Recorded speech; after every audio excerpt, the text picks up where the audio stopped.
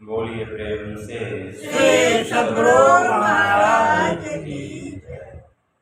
श्री सद्गुरु महाराज की जय। श्री सद्गुरु महाराज की जय।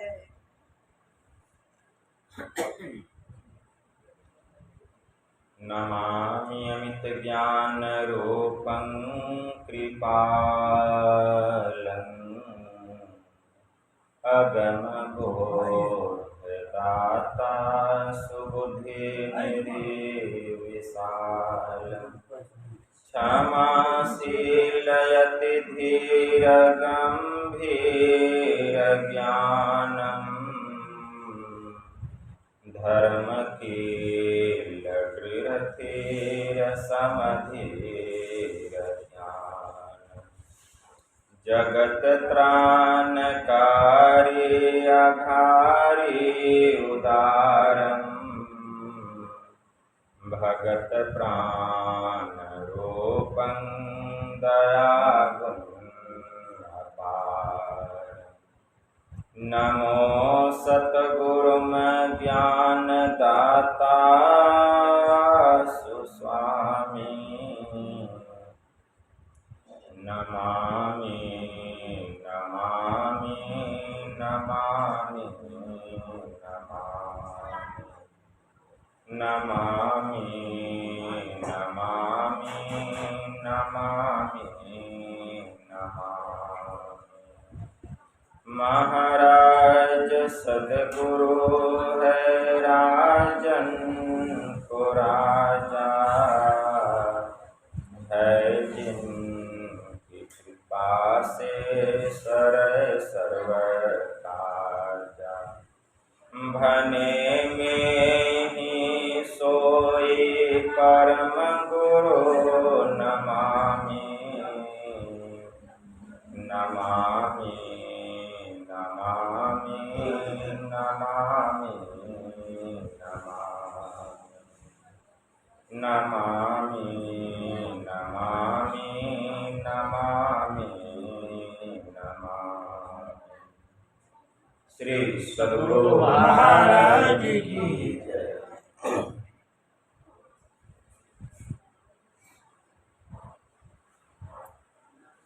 अव्यक्त रूप में प्रातः स्मरणीय अनंत श्री परम विभूषित परमाराध्य संत सद्गुरु महाराज के पावन कमल चरणों में बारंबार नमन। आदरणीय सत्संग प्रेमी गुरुजनों, भक्तिमती माताओं एवं धर्मशिला बहनों, आप लोगों को सर्वविदित हो चुका है कि यह संतमत सत्संग का आयोजन हमारे आदरणीय अर्जुन बाबू ने अपनी नतनी के जन्म दिवस के उपलक्ष्य में बड़े ही हर्षोल्लास के साथ घर परिवार के समस्त लोगों ने मिलजुल कर यह संतमत सत्संग का आयोजन किए हैं। इस संतमत सत्संग के द्वारा ज्ञान योग युक्त एकमात्र ईश्वर भक्ति का संदेश दिया जाता है, उपदेश दिया जाता है। प्रत्येक प्राणी मात्र को बोध कराया जाता है कि ज्ञान क्या है, योग क्या है, भक्ति क्या है, जीव क्या है, माया क्या है, ब्रह्म क्या है। इन सभी रहस्यमयी बातों का ज्ञान सत्संग के माध्यम से यह जो जीव अबोध बना हुआ है, सत्संग श्रवण करते करते एक दिन वह सुबोध और परम ज्ञानी हो जाता है। अभी इस स्तुति, संत स्तुति और गुरु वंदना से पाठ का शुभारंभ हुआ। हम लोगों ने अति ही मनोयोग पूर्वक भक्ति युक्त ढंग से पाठ का श्रवण किया। तत्पश्चात परमाराध्य के द्वारा स्वलिखित सदग्रंथ सत्संग योग चारों भागों से हम लोगों ने भाग 1 का भी श्रवण किया। पाठ के क्रम में हम लोग वैदिक मंत्र और योग सिखोपनिषद के मंत्रों को श्रवण कर रहे हैं। वेद में मंत्र आया, वेद भगवान उपदेश कर रहे हैं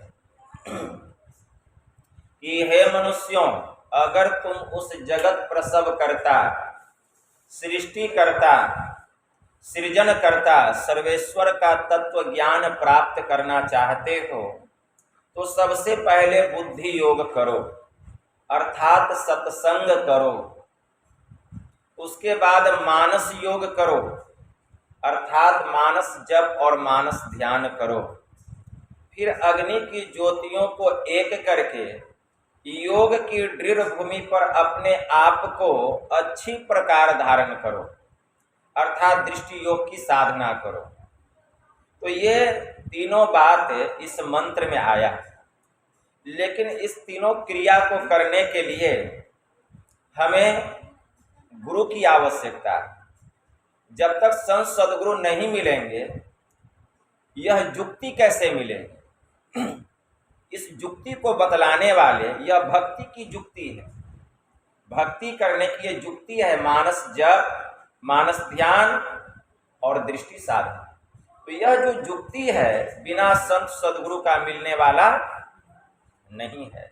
इसलिए दूसरे मंत्रों में आप लोगों ने सुना, इसकी पुष्टि हो गई दूसरे मंत्र में कि ओम युक्त्वाय सविता देवांस सवर्यतो धिया दिवम बृहद ज्योतिः करिष्यतः सविता प्रसूआतितान। मतलब इस मंत्र के द्वारा वेद भगवान उपदेश करते हैं कि हे योगाभ्यास सीखने वाले मनुष्यों, सच्चे सद्गुरु के द्वारा ही योग का भेद जानकर तुम अपने भीतर की महान दिव्य ज्योतियां और दिव्य गुण युक्त अनाहत नाद दोनों को प्राप्त करो। और वह संत सद्गुरु जिनसे इस योग का भेद जानना चाहिए, जिनसे इस विद्या का रहस्य जानना चाहिए, जिनसे इस इल्म को हासिल करना चाहिए, इसके लिए निमित्त एकमात्र ईश्वर से इस प्रकार की स्तुति करो कि हे जगत प्रसव करता ईश्वर, आप ऐसे विद्वानों को, ऐसे संत सद्गुरु को इस धराधाम पर भेजें जिनसे इस योग का भेद जानकर हम अपने भीतर की महान दिव्य ज्योतियां और दिव्य गुणयुक्त अनाहत नाद दोनों को प्राप्त करें और आप सुख स्वरूप परमात्मा को जान सकें, आपको पहचान सकें। दूसरे मंत्र में इस बात की पूर्ण रूपेण पुष्टि हो गई। तो इससे सिद्ध होता है कि जब तक हम लोग संतों के शरण में नहीं जाएंगे, सद्गुरु के शरण में नहीं जाएंगे, यह जो युक्ति है भक्ति करने की, यह प्राप्त होने वाली नहीं है। अगर हम चाहते हैं कि यह युक्ति और जल्दी हमें प्राप्त हो जाए तो इसके लिए खूब सत्संग करना पड़ेगा, इसके लिए सत्संग सुनना पड़ेगा। इसीलिए बुद्धि योग की बात आई कि सबसे पहले बुद्धि योग करो, अर्थात सत्संग करो। बिनु सत्संग विवेक न होई, राम कृपा बिनु सुलभ न सोई।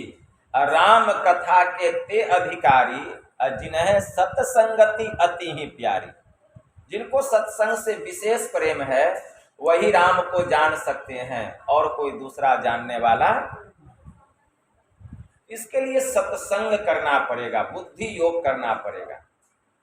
सत्संग करते करते, सत्संग सुनते सुनते जब ईश्वर की अनुकंपा होती है, जब हरि की कृपा होती है, तो संत सद्गुरु हमें मिल जाते, संत सद्गुरु मिल जाते। और जब संत सद्गुरु मिलते हैं, कैसे संत सद्गुरु? जैसा तैसा नहीं, अंधरा गुरु बताह चेला, और दोनों नरक में ठेलम ठेला। हरई शीस धन शोक न हरई, सो गुरु घोर नरक में पड़ई।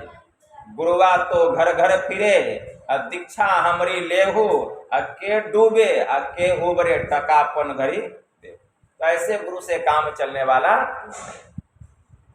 संत सद्गुरु चाहिए।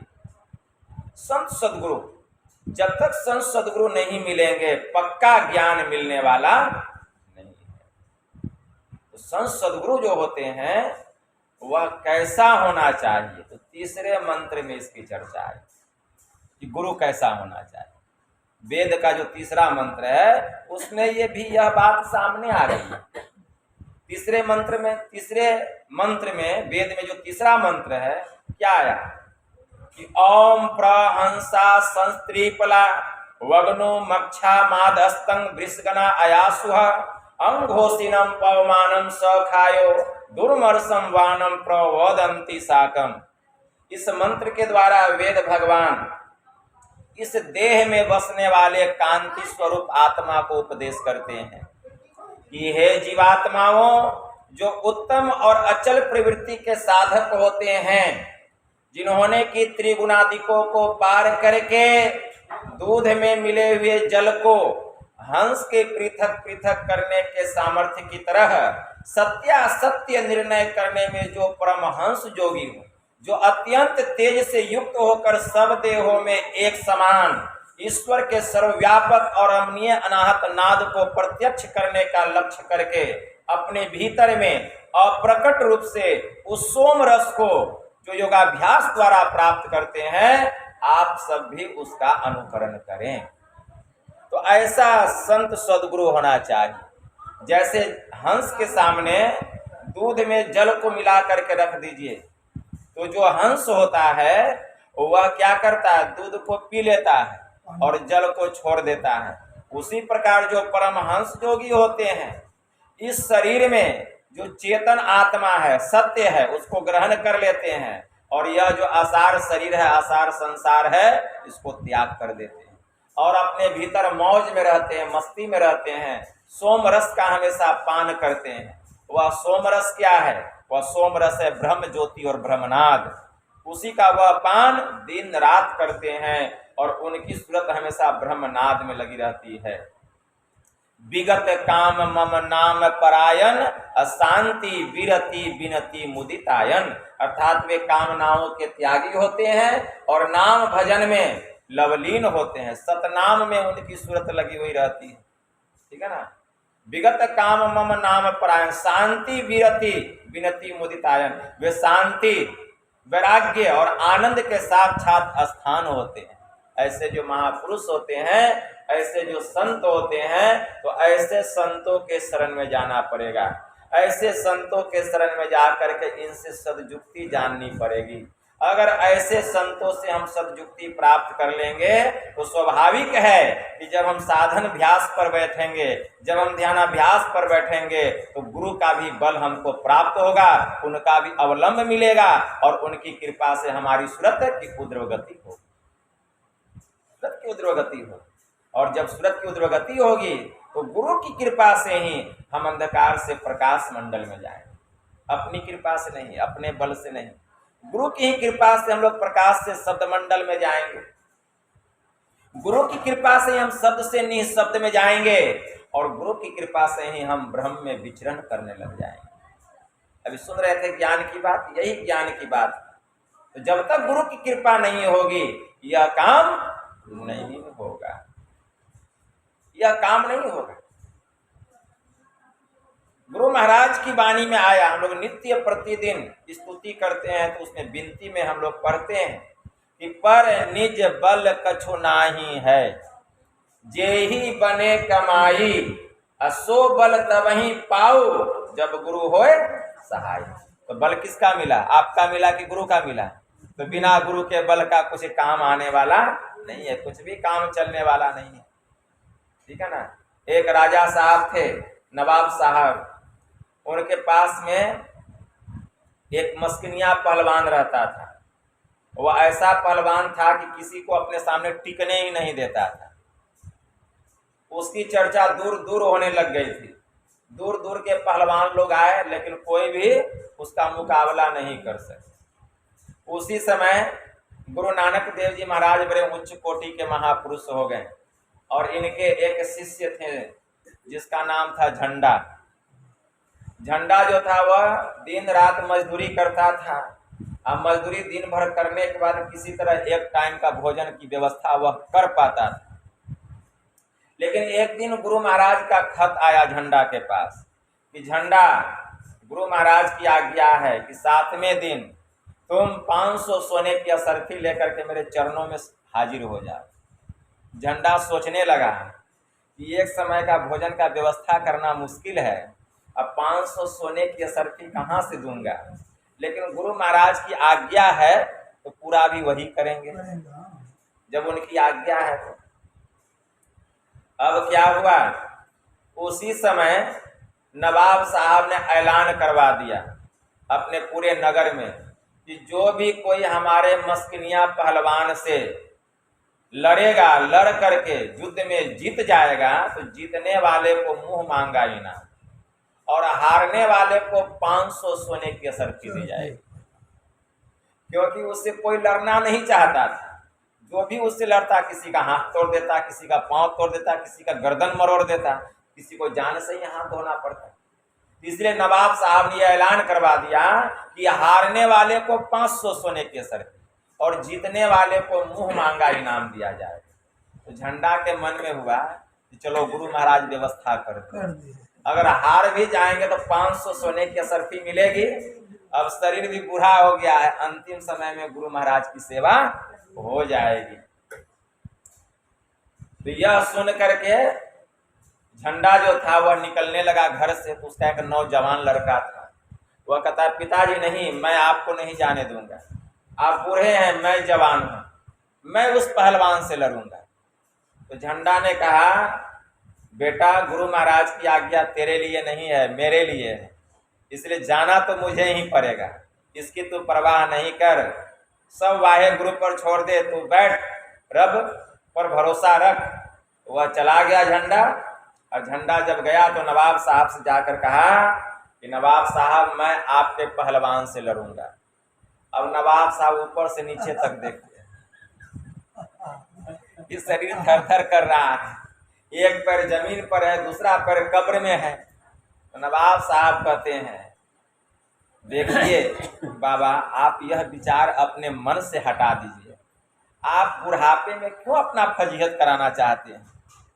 वह पहलवान है, कोई मामूली आदमी नहीं है, ठीक है ना, वह पहलवान है। इसीलिए यह ख्याल हटा दीजिए, अगर कुछ पैसे की जरूरत है आपको तो मैं आपको दे देता हूँ।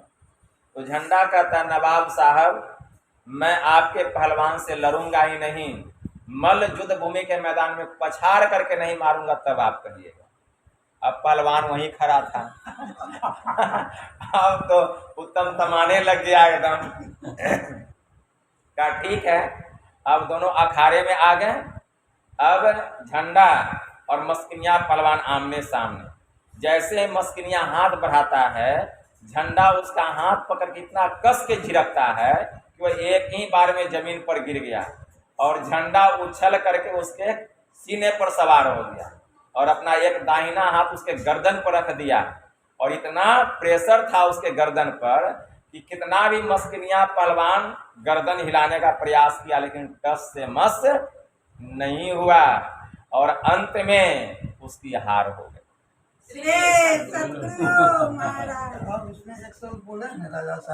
तो जब हार हो गई उसकी तो नवाब साहब कहते हैं कि अरे मस्किनिया, इतने इतने पहलवान आए तुमसे लड़ने के लिए और सबको तू परास्त कर दिया।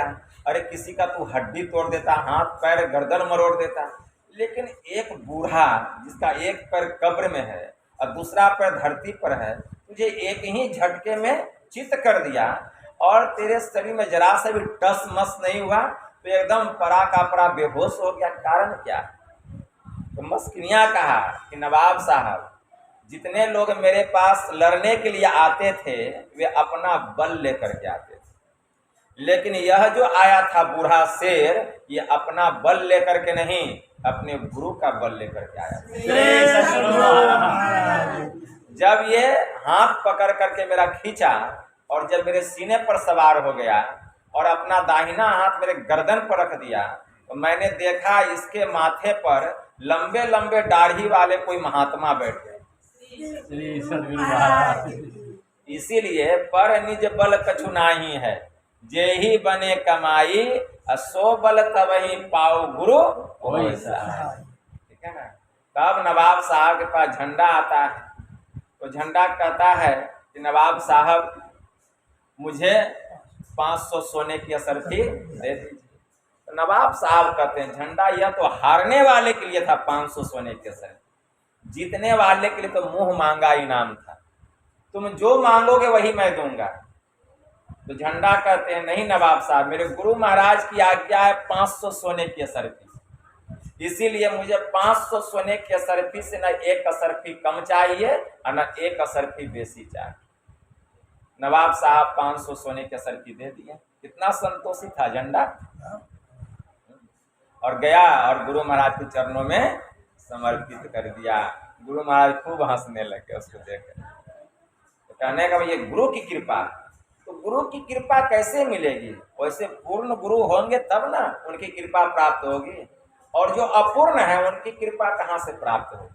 तो ऐसे जब पूर्ण गुरु मिल जाते हैं तो ध्यानाभ्यास में उनका अवलंब मिलता है, उनका बल मिलता है, और वे हमें अंधकार से प्रकाश मंडल में लेके जाते हैं, प्रकाश से शब्द मंडल में, शब्द से निःशब्द में ले जाने वाले गुरु हैं। परमात्मा का प्रत्यक्ष दर्शन कराने वाले गुरु।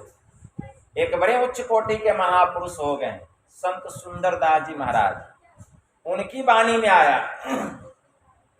संत सुंदरदास जी महाराज कहते हैं, क्या कह रहे हैं? साचो उपदेश देत, भली भांति सीख देत, समता सुबुद्धि देत, कुमति हरतु है, मार्ग बतलाई देत, भावहु भक्ति देत, प्रेम को प्रतीति देत, अभरा भरतु है, ज्ञान देत, ध्यान देत, आत्म विचार देत, ब्रह्म को बतलाई देत, ब्रह्म में चरतु है, सुंदर कहे जग संत कछु लेत नाही, असंत जन तो निशिदिन कछु देवहु कर।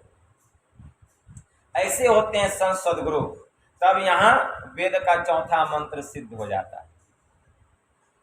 ओम स योजत उरु गायस्य जुटिम, वृथा क्रीडंतम मीमीते न गावः, परिनसं क्रीणुते तिग्म श्रृंगो, दीवा हरित ददृशे नक्त मृजः।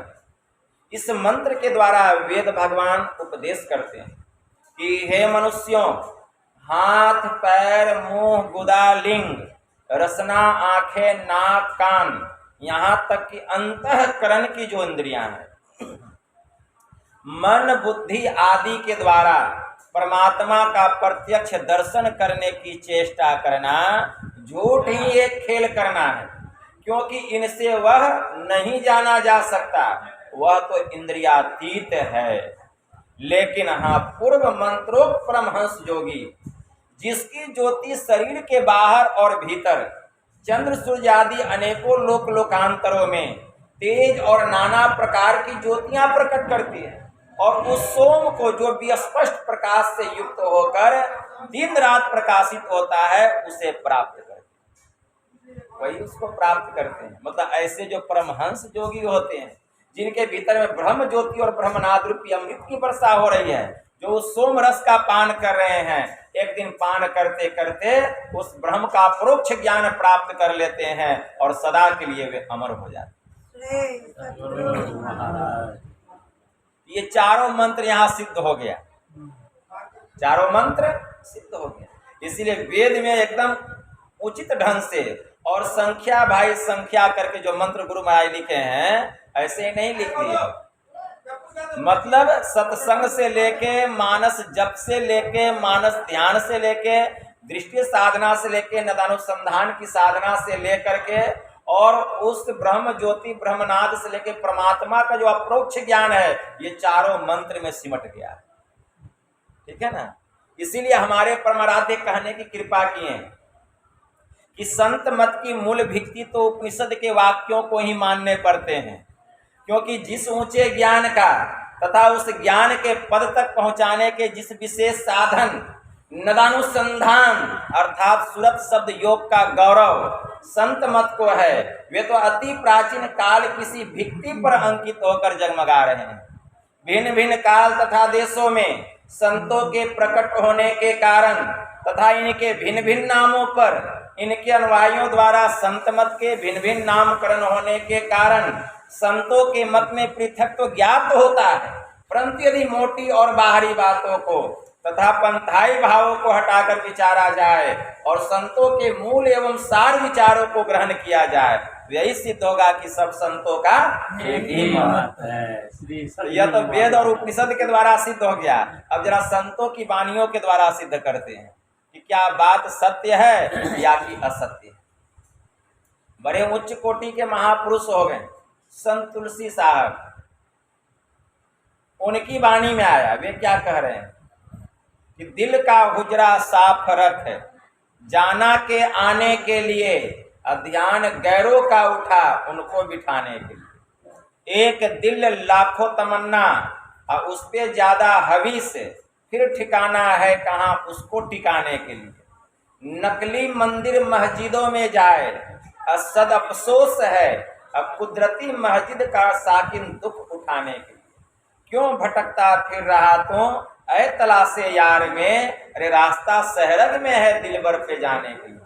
कुदरती काबे की मेहराब में तू सुन गौर से, आ रही धूर से सदा तुझे बुलाने। परमात्मा का शब्द हो रहा है, हमको बुला रहे हैं लेकिन हम सुन नहीं पा रहे हैं। उनकी आवाजें गायब हो रही है, उनका कलाम हो रहा है, उनका धुन हो रहा है, लेकिन क्या आप सुन पा रहे हैं? नहीं, क्योंकि आपने अपने कानों में अहंकार की रुई लगा करके, चतुराई की रुई लगा करके रखी है, इसीलिए वह शब्द सुनाई नहीं दे रहा।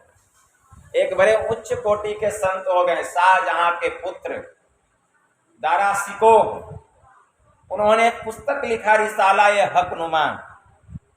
रिसाला-ए-हकनुमा के पृष्ठ संख्या 16 में उन्होंने लिखा कि यह पूरी दुनिया, यह पूरी कायनात खुदा के नूर और कलमे के कलाम से भरपूर है, फिर भी अंधेरे और बहरे लोग कहते हैं कि खुदा कहाँ है। अगर हम अपने कानों से अहंकार और चतुराई की रुई निकाल दें तो सृष्टि के सच्चे विधाता के दरगाह से आने वाली वह कलमे की कलाम हमें सुनाई देने लगे।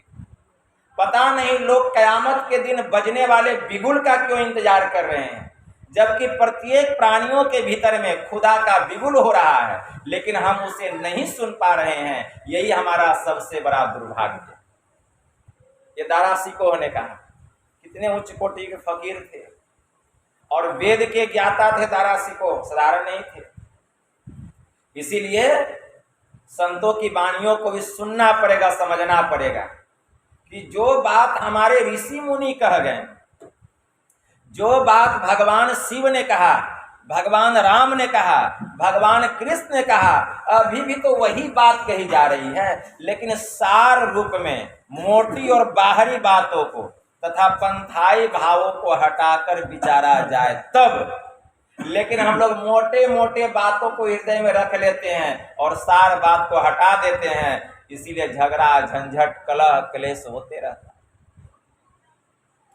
अभी हम भगवान शिव की वाणी को सुन रहे थे, योग के बारे में, ज्ञान के बारे में। योग हीनम कथम ज्ञानम मोक्षदम भवति भोह, योगो अपि ज्ञानहीनस्तु न क्षमो मोक्ष कर्मणि, तस्मा ज्ञानम च योगम च मुमुक्षुरधिरम भयसेत्। योगहीन जो ज्ञान है वह मोक्ष कार्य में समर्थवान नहीं हो सकता, और ज्ञान रहित जो योग है वह भी मोक्ष कार्य में समर्थवान नहीं हो सकता। इसलिए मोक्ष साम्राज्य की चाहना रखने वाले जो मुमुक्षु प्राणी है उसको योग और ज्ञान दोनों का दृढ़ता पूर्वक अभ्यास करना चाहिए। योग भी चाहिए, ज्ञान भी चाहिए। इसी बात को भगवान बुद्ध ने इस तरह कहा, ऐ भिक्षुओं ध्यान कर, ध्यान कर, कहीं बेपरवाही के बदले तुझे नरक में आग का धधकता हुआ गोला मुंह में न निकलना पड़े, और जलते समय चिल्लाकर यह न कहना पड़े कि हाय यह दुख है। अरे ज्ञान बिना ध्यान नहीं है और ध्यान बिना ज्ञान नहीं है। जो ज्ञान और ध्यान दोनों रखता है वही निर्वाण के समीप है। और उन्होंने यह गाथा कही, नत्थी झानम अपयस पैया, नत्थी अझायतो यमही झान अच पैया च सवे निब्बान संति के। प्रज्ञा विहीन को ध्यान नहीं होता है, मतलब जो सत्संग नहीं करता है उसको ध्यान नहीं होता है।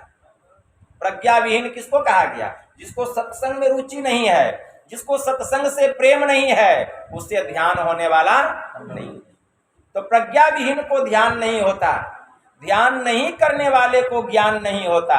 जिसमें ज्ञान और ध्यान दोनों है वही तो निर्वाण के समीप है, वही निर्वाण के समीप है। तो ज्ञान और ध्यान दोनों की आवश्यकता है।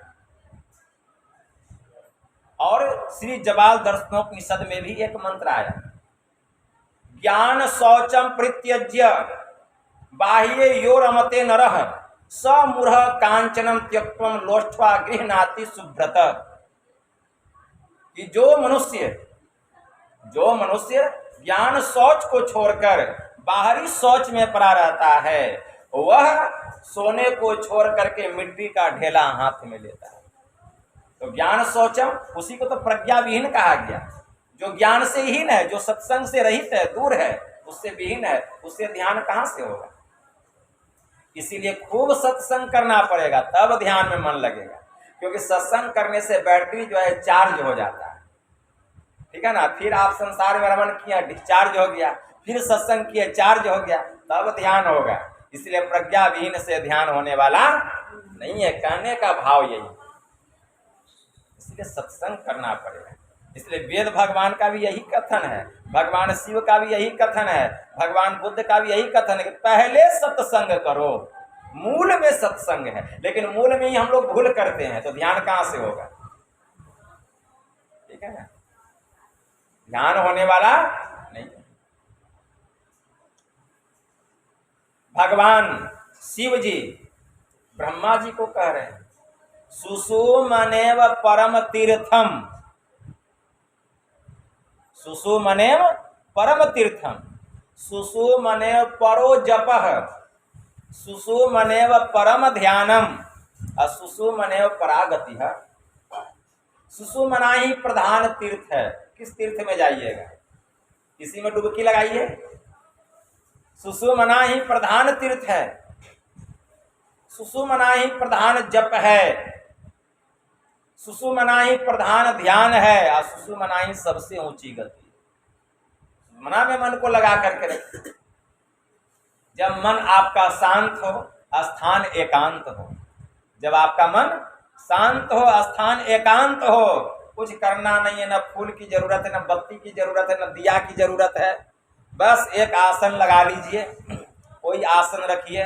कहीं बाहर में है, ट्रेन पे सफर कर रहे हैं, जंगल में है, घर में है, वन में है, देखिए कि अब एकांत स्थान आ गया, शांत स्थान आ गया, अब ध्यान करने योग्य हमको स्थान मिल गया। बस सुषुम्ना में मन को लगाइए, वहाँ मन को लगा करके जप कीजिए, मानस ध्यान कीजिए, और दोनों को करने के बाद फिर वहीं पर मन को लगा के रखिए। दृष्टि साधन, कौन भारी साधना। अखिया लागी रहन दो साधो, हृदय नाम सहारा, रीझे बूझे साहिब तेरा, कौन पड़ा है द्वारा, जम जालिम के सब भय मिटेंगे, जालिम दृष्टि निहार। ठीक है ना। तब देखिए कितना आनंद आएगा। ऐसे आनंद नहीं आता। सुनने में जितना रस मिल रहा है, करेंगे तो इससे कई गुना ज्यादा रस मिलेगा। जब सुनने में इतना रस मिल सकता है, इतना आनंद मिल सकता है, तो करेंगे तब क्या होगा। लेकिन केवल हम सुन लेते हैं, लेकिन करते नहीं हैं जितना करना चाहिए। क्योंकि संसार जो है ना, यह आसार है, और आसार संसार में हमारा मन इसमें इतना समा गया है। यह जो संसार है, इसको शेक्सपियर ने रंगमंच कहा है। यह संसार रंगमंच है, और इस रंगमंच पर हम लोग क्या कर रहे हैं, अपनी भूमिका निभा रहे हैं। जैसे कोई ड्रामा होता है ना, तो कोई जोकर बन जाता है, कोई चोर बन जाता है, कोई राम बन जाता है, कोई कृष्ण बन जाता है। उसी तरह से हम लोग पाठ कर रहे हैं, लेकिन वास्तव में वह वही नहीं हो जाता है। तो उसी प्रकार हम लोग जो है इस रंगमंच पे आए हुए हैं और अपना नृत्य कर रहे हैं, लेकिन आज तक अपने को जान नहीं पाए हैं कि हम कौन। भगत हेतु भगवान प्रभु, राम धरेउ तनु भूप, किए चरित पावन परम प्राकृत नर अनुरूप, जथा अनेकन भेष धरी, नृत्य करई नट कोई, सोई सोई भाव देखावई आपुन होई न। लेकिन वही वह नहीं हो जाता। इसलिए यह मनुष्य का शरीर मिला है। इसी शरीर के द्वारा हम लोग मोक्ष के द्वार में प्रवेश कर सकते हैं, और कोई शरीर नहीं। और मुक्ति को प्राप्त कर सकते हैं। ठीक है ना। नरक सरग अपवर्ग निसैनी, अज्ञान विराग भगति सुख देनी। इस शरीर में नरक में जाने के लिए और स्वर्ग में जाने के लिए और मोक्ष में जाने के लिए सीढ़ी लगा हुआ है, और उसका हम लोगों को युक्ति भी पता है कि हम मोक्ष के द्वार में कैसे प्रवेश करें, लेकिन हमेशा नरक में ही पड़े रहते हैं। नरक का द्वार किसको कहा गया? कहिएगा बाबा कैसे नरक में पड़े रहते हैं? तो सुनिए, विभीषण जी ने रावण को क्या कहा? काम क्रोध मद लोभ सब नाथ नरक कर पंथ। काम क्रोध मद लोभ सब नाथ नरक कर पंथ। ये जो काम है, क्रोध है, लोभ है, ये नरक का ही रास्ता है। तो किस मार्ग में आप जा रहे हैं? स्वर्ग में कि नरक में कि मोक्ष में जा रहे हैं? काम है ये है, क्रोध है ये है, लोभ है ये है, ये तो नरक का खुला दरवाजा है। हम तो नरक के ही द्वार पे खड़े हैं, नरक के द्वार पे खड़े हैं। इसलिए इधर से मन को हटाना है। काम क्रोध मद लोभ निवारो, याही बात असल की, अज्ञान वैराग दया मन राखो, कहे कबीर दिल की। तो ज्ञान वैराग और दया रखेंगे तब स्वर्ग के द्वार पर रहेंगे। ठीक है ना। और जब ध्यान करने लग जाएंगे तब मोक्ष के द्वार के पास पहुंच जाएंगे।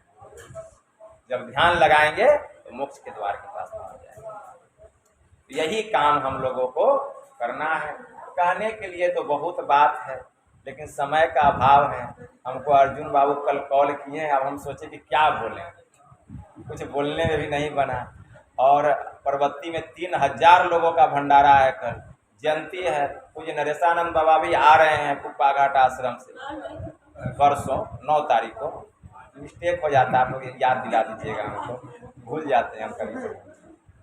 तो 9 तारीख को सब व्यवस्था हम ही को करना है, सब भार हम ही के ऊपर में है अभी। इसीलिए बोले तब हम कहें कि अच्छा बताते हैं थोड़ा देर में। तो कहें कि 1 घंटा का काम है, सत्संग करके आ जाना है। 9 तारीख। हाँ 9 तारीख को यहाँ के बारे में सोचे कि 1 घंटे की काम है, आ जाएंगे। क्या ठीक है, हमको 9 बजे छोड़ दीजिएगा वहाँ से। क्या ठीक है वो, तो समय भी चूँकि हो चला है, अभी आरती होगी और भी टाइम लगेगा। यही थोड़ा सा आप लोगों की सेवा में कहा, बस इतना ही कहकर मैं अपनी वाणी को यहीं विराम देता हूँ। बोलिए प्रेम से श्री सद्गुरु महाराज।